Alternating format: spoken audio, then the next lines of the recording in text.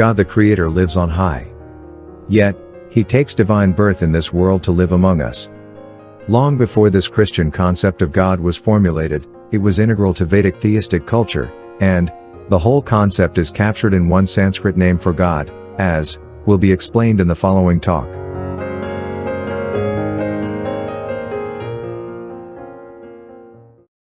Sri Vishnu Sahasranama, name 796.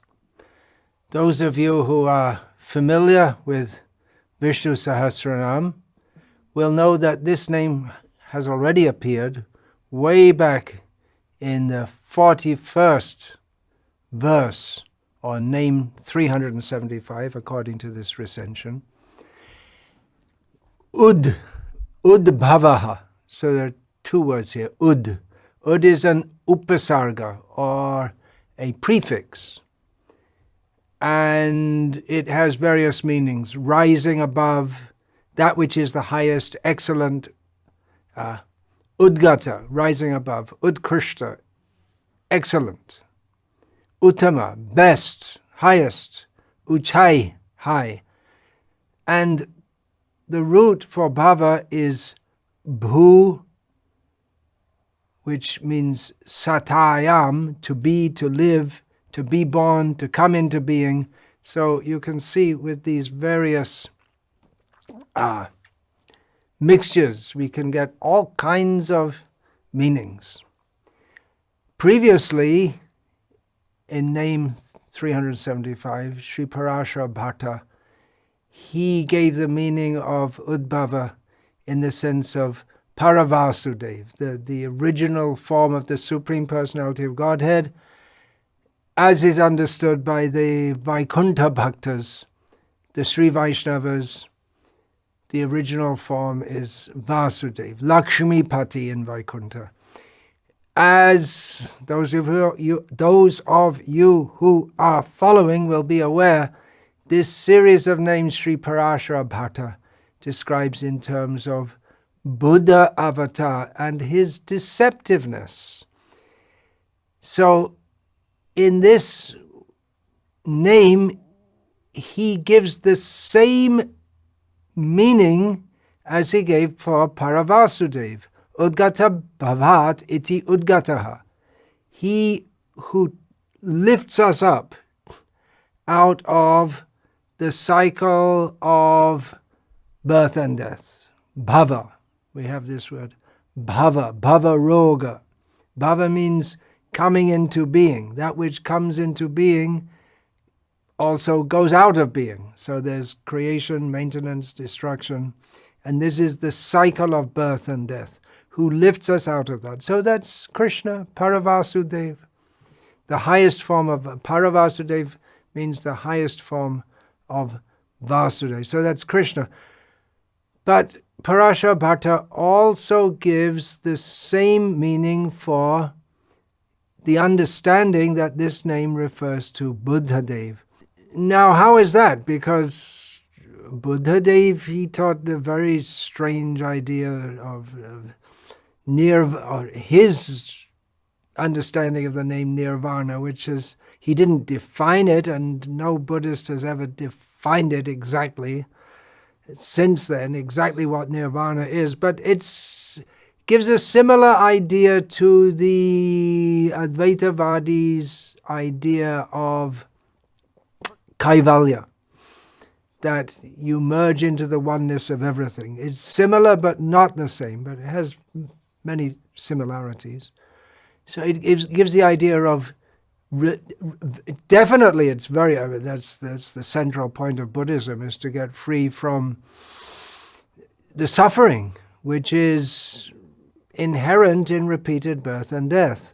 So Sri Parashara Bhatta, he gives this meaning, he who pulls us out or lifts us up out of the cycle of birth and death. But then he goes on to explain that it's, in the case of Buddha, well, it's not really so, because it doesn't really happen, because the whole concept is wrong from the very beginning. Udbava, one meaning is who generates. brings into being. We have in Bhagavad Gita, Mrityu sarva haraschaham udbhavascha bhavishyatam. Lord Krishna says that I am death, which takes everything away. But then I'm also Udbava, that which again brings into existence in the future. It's death, and then after death there is birth. We know, we can say by pratyaksha praman, or direct seeing, that something which comes into being, something which is born, jatasya, who Krishna says in Bhagavad Gita also, jatasya hi dhruva mrityur. That which is born dies again. Dhruvang janma mritasya cha. But then Krishna also says that those who have died, they also get born again. So we see that birth is followed by death, but we don't see that death is followed by birth. This we have to understand from Shastra. It's taken as an axiom in Vedanta understanding and in most schools of Vedic understanding. And the Buddhists also, Buddha also taught the same thing. And he also taught that the goal of life is to get freedom from this. And actually most of the Vedic schools, they also, in one form or another, they aim for release from the cycle of birth and death. And Buddha Dev showed as if he had done that. No, I'm getting back. Udbhavascha bhavishyatam, yeah. So Krishna, generator. Krishna is the generator. He brings into being. What does he bring into being? What is born and what dies? It's only the body. That's the first teaching of Bhagavad Gita. The body is temporary, the soul is eternal. So when Krishna says, Mrityu sarva haraschaham, that means that he takes away everything as we conceive everything to be in relation to our present body. We think, I am this body, this is my wife, this is my country, this is my home, this is my property. Krishna takes it all away. Actually, we may die and the wife stays, the property stays, the country stays, the home stays, but our connection with it is broken. If we become too much attached to all these things and we don't want to leave it, then we can loiter around as a ghost, being attached to it and thinking that we haven't left at all. That's why in the Vedic tradition, mostly bodies are burned, and the son, the eldest son, is the one who breaks the skull of his father. I mean, you may think that's horrible, isn't it? When the body is on the funeral pyre, the eldest son breaks the skull. But this is all to break the attachment, so that the soul doesn't loiter around the body and try to, in the subtle body, he doesn't loiter around to break that attachment. Now you've gone, leave this body, it's gone, it's burned, it's finished. So we lose everything, and then Udbhavascha bhavishyatam.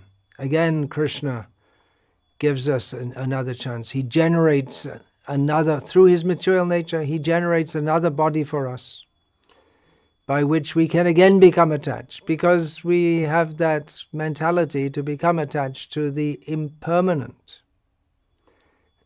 Asat trishna, that is one of the causes of non-advancement in Krishna consciousness, to thirst. Trishna means thirst, to thirst for that which is not real. Mukti means to get free from this, but Krishna, he generates. He's the generator. Udbava, he's the Udbava, the generator. He generates everything. Aham sarvasya prabhavaha mata sarvang pravartate. Krishna says, everything comes from me. So this is the generally accepted definition of God by anyone who believes in God, that He's the source of everything. He creates everything. It's a very basic definition and understanding. So even the wrong ideas, which are again back to the Buddhism, even the wrong ideas are generated by Krishna. He gives the intelligence to people to generate wrong ideas. Sarvasya chaham hridi sannivishtaha matasmrita jnanam apohanam cha. Krishna says, I'm situated in everyone's heart and I give everyone remembrance, knowledge and forgetfulness. And that is according to our desire. If we desire to forget Krishna, Krishna gives us the kind of intelligence to spin fantastic philosophies to deny Krishna. And actually Buddhism, philosophically, it's tremendous, apart from the fact that it's all wrong. Otherwise, it's fantastic philosophy. It's really complex and worked out. And the only thing is that it's all wrong, because philosophia, the Greek word from which the English word philosophy is derived, means a love of truth. So you may say someone's made a tremendous mathematical formula, but then at the end of it all, if you work it out, it comes down to 1 = 0. So he may have a very good skill at making mathematical formulae, but what's the use if it's wrong? So in the same way, Krishna gives the intelligence to the Buddhists. They've made tremendous they have to make tremendous philosophy in order to try to justify what is basically nonsense. The idea that, anyway, there's so many, there's no soul, but anyway we get reincarnated. So what gets reincarnated? Nothing gets reincarnated. But anyway, even though we're not really anything anyway, we have to get free from birth and death. Who gets free from birth and death? There is no one to get free from birth and death. It's just fantastically nonsensical, and it takes a tremendous covering of sophisticated philosophy, sophistry, to try to explain even what is birth and death, and then it comes down that there's nothing there, there's nothing really there, everything's momentary, everything is not, there's nothing really exists because it changes at every moment. That doesn't mean it doesn't exist because it changes, but then if you say it changes at every moment, then if you take a moment, then at that moment it must exist. There are so many problems. Philosophically, it's very, very problematic, but it's covered over by all kinds of different philosophies, and Krishna gives that intelligence. That's the point I'm getting to. Krishna gives the intelligence by which the philosophers, not only in Buddhism, but all kinds of philosophers, they can generate all kinds of ideas, fertile minds. Fecund is the technical word, of a fecund intelligence for hatching all kinds of strange ideas. In this regard, I'm going to quote or repeat something I read from my beloved godbrother, Umapati Swami. It was really, really struck me very deeply. And I often quote this, that he writes in his memoirs of his time with Srila Prabhupada, that he was reading about Buddhism and it didn't seem to make sense to him. That, what was it? He said in Buddhism he had learned that you can't say it is and you can't say it isn't. You can't say it both is and isn't. You can't say that it neither is nor isn't. And all these kind of impossibilities. And then he heard Swamiji come and say, Krishna is the Supreme Personality of Godhead. And he thought it was the most intelligent thing he'd heard in his whole life. Just clear, simple, straight. Krishna is the Supreme Personality of Godhead. In those words, just those few words, the whole truth, reality, encapsulated. This is how a sadhu speaks. Tatodu sangam utsrija satsu sajjeta buddhiman santa evasya chindanti manovya sangam uktibihi. An intelligent person should therefore means having understood what nonsense this material world is, an intelligent person should therefore give up all bad association and find out the association of actually saintly people. And what will we find is the symptom of those saintly people? By their words, they cut the bondage of this material world. They make everything clear, straightforward, no beating around the bush, clear. And just to go back to the previous meaning that Parashara Bhatta gave to Udbava, very, very sweet, worth mentioning again, that by meditating on his being released from the bondage which he agreed to by being, he, Krishna, agreed to be tied up by his mother Yashoda. And if we meditate on that, we ourselves will be released from the bondage of repeated birth and death. Damodaram bandhaharam. Damodara means he's tied up with a rope around his waist, around his stomach. But by meditating on he who is tied up, we ourselves will be freed from being tied up in this material world by him who is tied up by Mother Yashoda. So that's another meaning of Udbava. He lifts us up. He rescues us from the bondage of material existence. Now, generator, he generates. Everything comes from him. Generator, he generates. Everything comes from him. And we find in Brahma Samhita that even the various forms of Vishnu, the various avatars, they all generate from Govinda, Krishna, who is the original form of all the Vishnu forms, even though they are all the same, but still Krishna is the original form. That defies logic.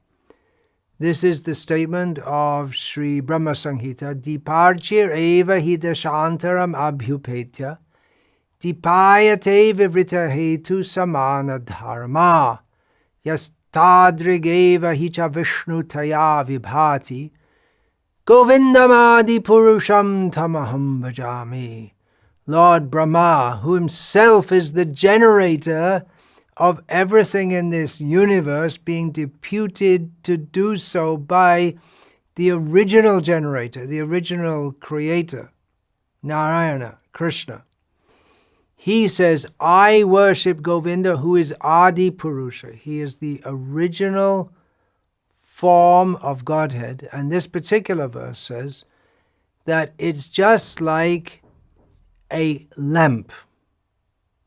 If you have one lamp which is lit, you can go to so many other lamps which are not lit and lit them all, just like we see. It's quite popular in temples, especially in South India, that they do Deeparadhana. Or Deepa means oil lamp. It actually just means a lamp, but usually an oil lamp. And Aradhana means worship. So especially in Guruvayur, Krishna temple in Kerala, you can sponsor to have 1,000 lamps lit. And how will they be lit? It'll be set up. You have a little clay dish, or it may be a recycled, in different temples, it'll be a little recycled, because the clay dish is only used once. Otherwise you have a little brass dish with oil in it, and there's a wick which is also soaked in oil, and then it's ready to be lit. It's not lit. So you take one light, and all the lights are in rows. So you go around the temple, and you light one, and another, and another, and another, and another, and they all shine with pretty much equal brightness, but still there's one original light. So this example is given that all the forms of Vishnu, they're all the personality of Godhead, but still the original form from whom they all generate is Krishna. This is the verdict of Lord Brahma, who at one point was in the misunderstanding that Lord Narayan is the original form, which is true. We don't dispute that. Lord Narayan is the original form,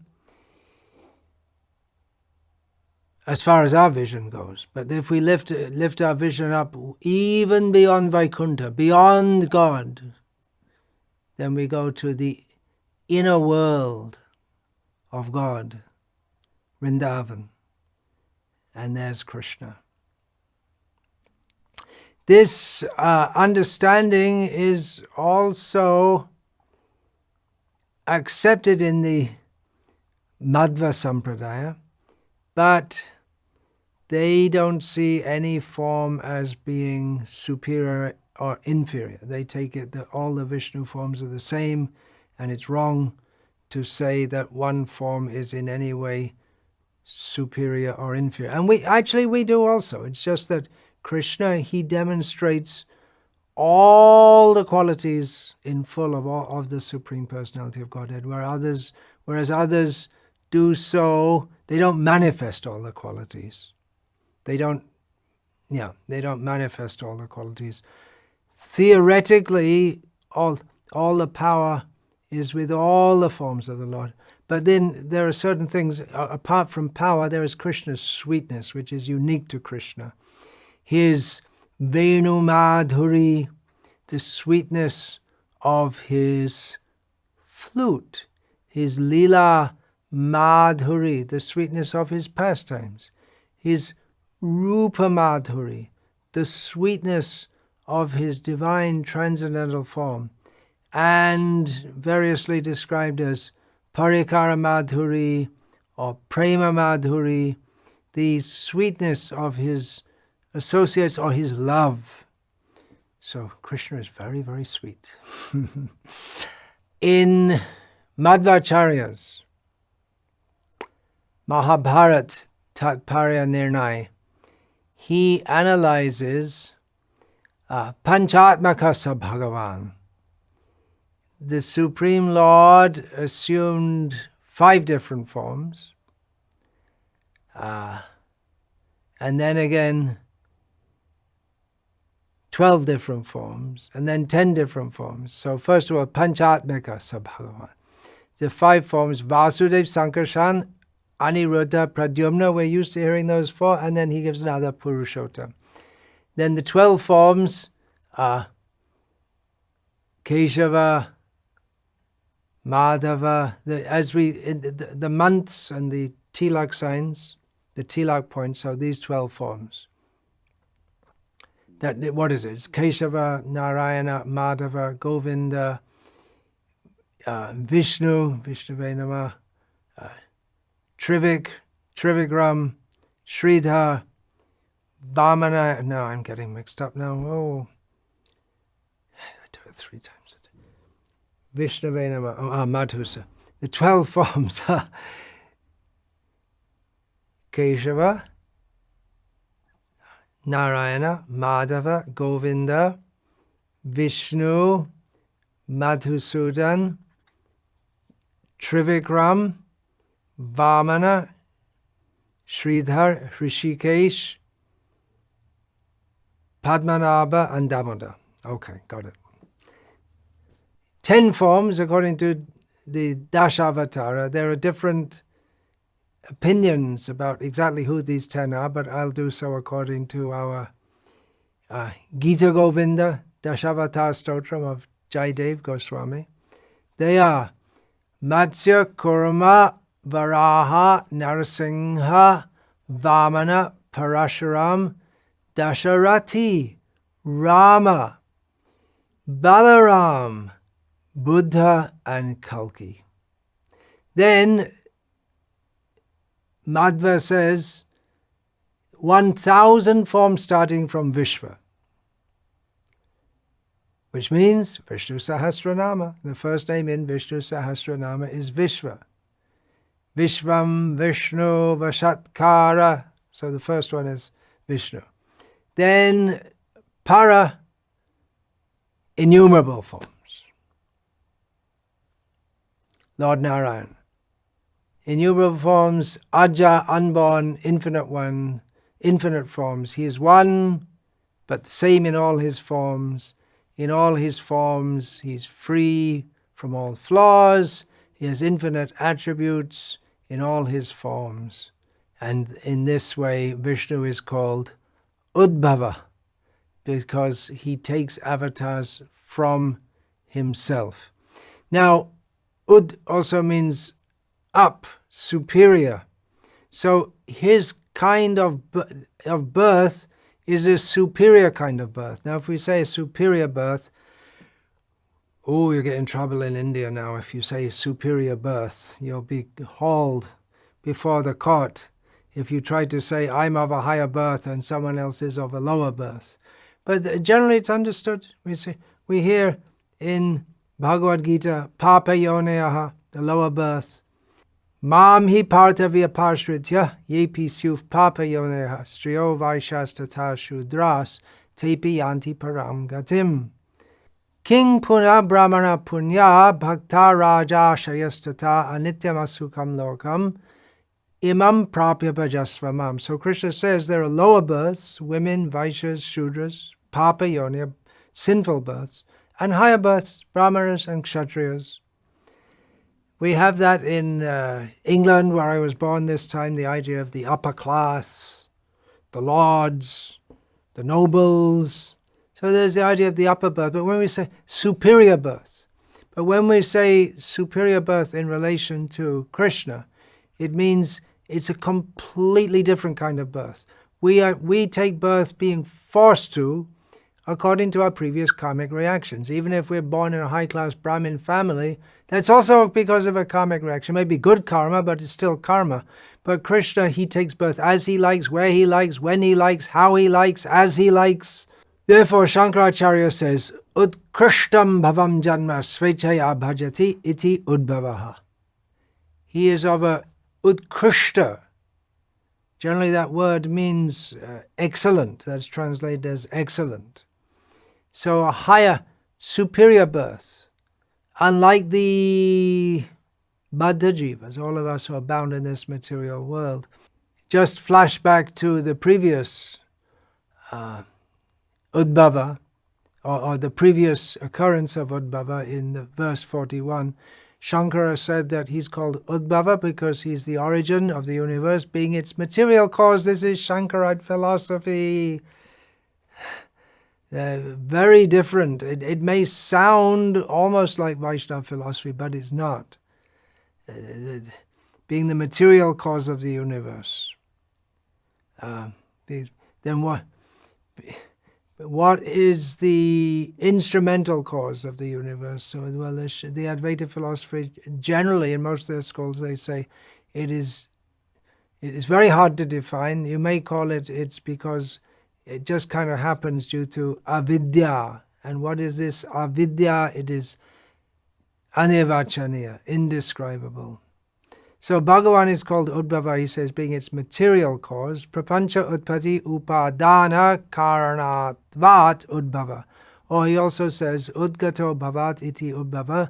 He who is free from birth or worldly existence. You see? That's true of Vishnu. But they think, the Advaitavadis think that when you become free from worldly existence, you get mukti.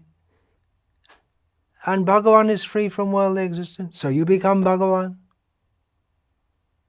Very poor logic.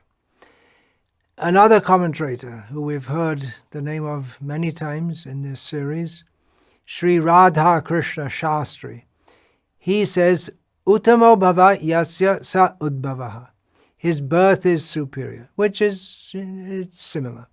but he gives the support from the 3rd chapter of the 10th canto of Bhagavatam, the birth of Lord Krishna to Devaki in the prison house of Kamsa. His birth is superior because it's unlike the birth of anyone else. It has various amazing, wonderful, uncommon, impossible for other characteristics of his birth. Generally, when a child is born, they're born with closed eyes. And if it's a cat, then the kitten is born in a hermetically sealed, almost like a plastic bag or something, and the cat has to lick the eye, lick the nose of the kitten, otherwise they can't breathe. How do they learn how to do that? Evolution. No, it's because Krishna's within the heart. Anyway, Krishna's eyes were not closed at birth, but from the very beginning it's stated in the Bhagavatam, Pundarikaksha, what's the exact, well, there are so many words for lotus eyes, so Krishna manifested his lotus eyes right at birth. He wasn't connected to his mother through the umbilical cord. You may wonder, well, how did Vasudeva take it? How did he break the umbilical cord? Sometimes you may do in the village if the calf is born or something. You don't have any vets around. You do with some stone or something. You just find some stone with a little bit of a sharp edge and you cut the umbilical cord. But Krishna didn't have an umbilical cord. There was no midwife, and Vasudeva just marched out of the prison holding Krishna. He didn't need cleaning up. He wasn't covered in blood and all kinds of mess. He appeared very clean and beautiful and shining. When a child's born, actually, I've never seen a human child born, but I've seen calves being born, and calves and puppy dog. But seeing the calves born is fairly common in the villages in India, and it's just a mess. They're covered in blood and all kinds of slimy-looking stuff. Krishna wasn't born like that. And he had 4 hands with the conch, the chakra, the conch, the disc, the lotus, the mace. That's not an ordinary birth. There's so many auspicious signs that this person is not ordinary, right from his very birth. So he really has no birth, if we use the word birth in the generally accepted sense of the term. He has no birth at all. He is above the very principle of birth. Udbava. Ud means above, bhava means birth. So he's above the very principle of being born. He doesn't really get born at all. Utpati vasudevasya pradurbhava nat tu janihi.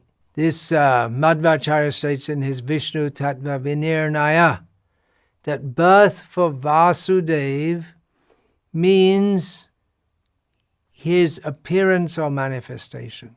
He doesn't get born, actually. By his own free will, he manifests himself by himself.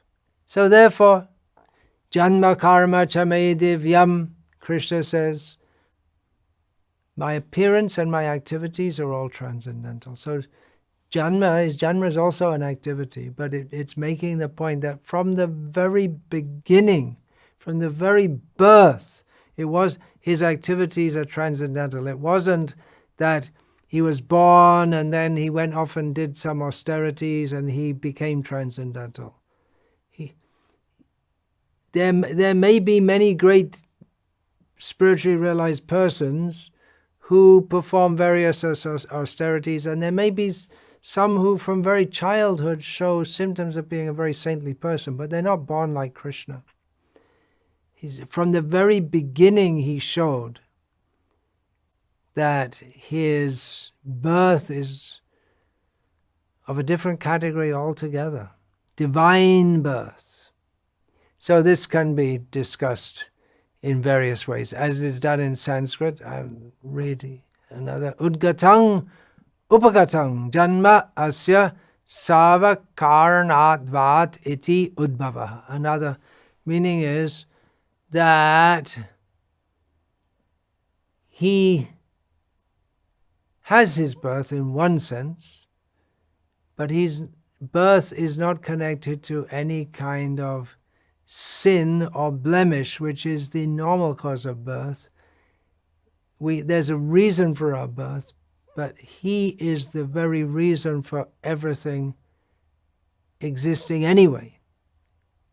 So it makes the point very clear. He's very different to everything and everyone. And it is simply his mercy that he appears among us. Anadir Adi Govinda. He has no source. He is the source of everything. Sarva Yornishu Kaunteya Murteya Sambhavanti Aha. Tasang Brahma Mahadyonir Ahang Bija Pradapita. Srila Prabhupada translates this. It should be understood that all species of life, O son of Kunti, are made possible by birth in this material nature, and that I am the seed-giving Father. So Krishna decides and arranges the birth of each individual according to their karma. Sometimes as a high demigod, sometimes as a lower, not quite a demigod, such as a Gandharva, as a human, as an animal, karmana, daiva netrena, jantur deho papataye. Under the eyes of the Supreme, and according to our karma, the individual living gets a particular kind of body. So he gives birth to everything. He's the generator, but he himself has no birth. So we get, from this name Udbava, we get that he gives birth to everything, and from the same name we get the understanding that he himself is above the very principle of birth, as it is understood in the conventional sense, as it is understood in relation to every living being except himself. He's in a different category, Vishnu Tattva, as compared to Jiva Tattva. Another understanding, Udbava. Ud means high, Bhava, birth, so he gives birth, or he is the creator of various exalted beings, the demigods. Satya Sanda Yati Raj particularly points out Parvati in this regard. Utkrishta Parvatyadibhyo Bhava Yena iti Udbava. He gives the example of Parvati among the Devas, maybe because she is the very form of the material energy, and it might be thought that she gives birth to everything. And actually, in one sense, it's true. Shrishti sthiti pralaya sadhana shakti reka chayeva yasya bhuvanani bibharti durga ichhana rupamapi yasya chacheshtate sa govindam adi purusham tamaham bhajami. From another perspective, the creation, maintenance, and destruction of everything and everyone in this universe goes on by Durga, Parvati, the female supervisor of everything. But she does so as a servant of Govinda, who's the original cause of everything. And she moves according to his direction, as a shadow moves according to the form of the body of which it is the shadow. Then Udbhava.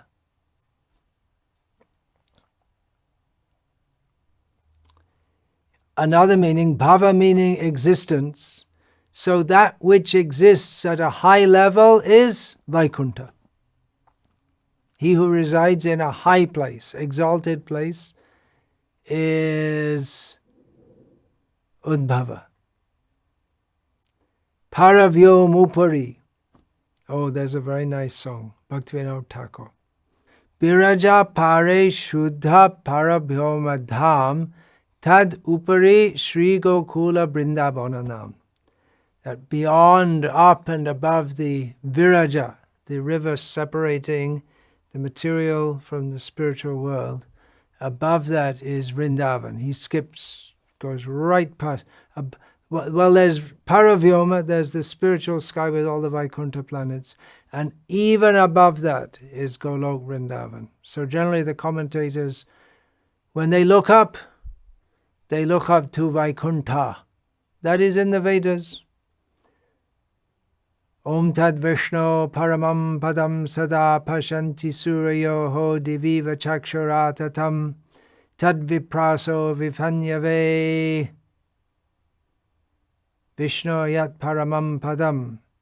Om Tad Vishnu Paramam Padam Sada Pashanti Suryaha Diviva Chakshuratatam Tad Vipraso Vipanyavo Jagrivangsha Samindate Vishnu Yat Paramam Padam.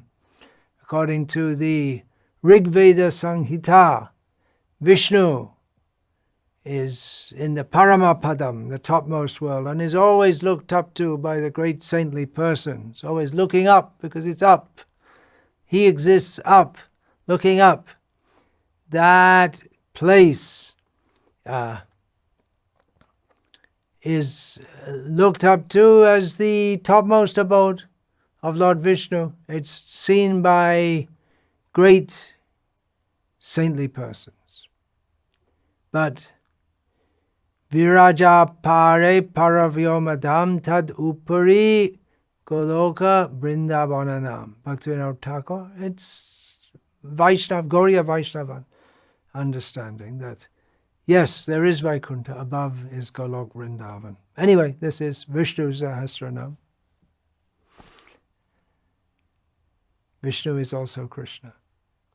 With a similar meaning, Satyadeva Vashishta gives the example of the sun, which is in a very high position, moving around as a manifestation of Bhagavan in this material world. Baladev Vidyabhushan, we may remember these last few names, he's been talking about Lord Krishna's Mahakarma of going to the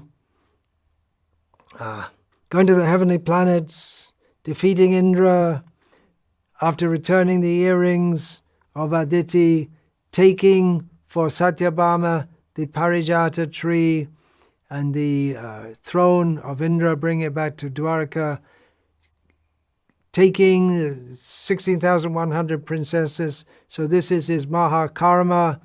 Then his Kritagama, he went back to Dwarka, and after doing all this and married all these queens, so he continues in the same strain. This same name Udbava gives a completely different understanding of it in relation to these pastimes. He whose bhava, his acquisition, to bring into being, to acquire fame. He acquired fame due to his activities. How did he do that? In a most excellent way. He most excellently acquired fame by getting the Parijata tree and the 16,000 princesses. And with this, we'll bring this talk on Sri Vishnu Sahasranama to an end. Vancha kalpa tarubhyascha kripa sindhubhya evacha patitanam pavanebhyo vaishnavebhyo namo namaha dante nitaya chunakang padayo nipatya kritvacha kakushatameta raham ravimi he sadhava sakala eva vihaya durat gauranga chandra charane kurutanuragaha parivadatu jano yata tata va nanumukarona vayang vicharayamaha Hari rasa madira madati mata bhuvi vilutama nartama nirvishama.